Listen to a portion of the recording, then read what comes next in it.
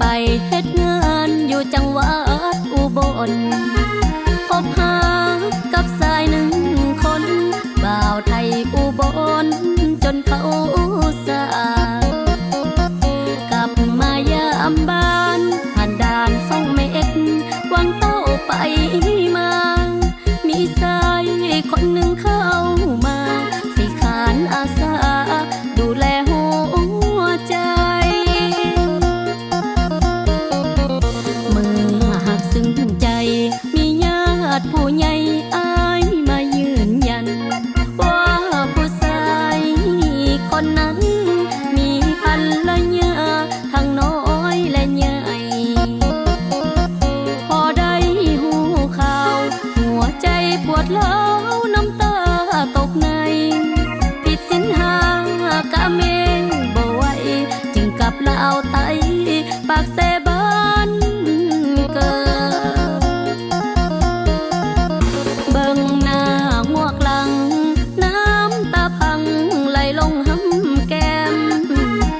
ตำรวจตม.จนเนียมแถมยังยืนผ้าเย็นให้ปิดเครื่องทันทีช่วงนี้จะบ่หับสายไผเมื่อกราบแม่พ่อขอขมาที่ลูกผิดไปแต่หากยังฟังในใจผู้บ่าวคนไทยจังหวัดอุบลน้องสาวลาวไตกลับจากเมืองไทยฮอดเมืองปากเซแต่ใจยังห่วงอยู่เด้จากบ้านใดเด้สิลืมได้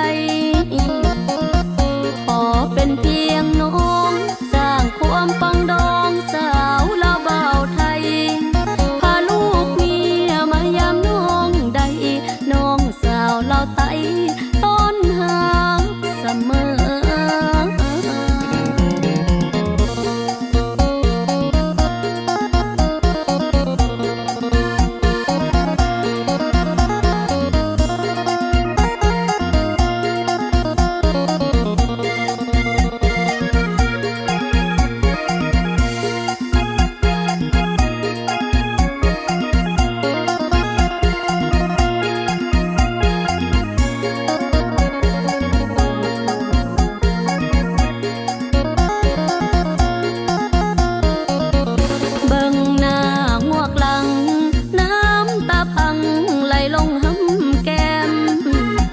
ตำรวจตม.จนเนียม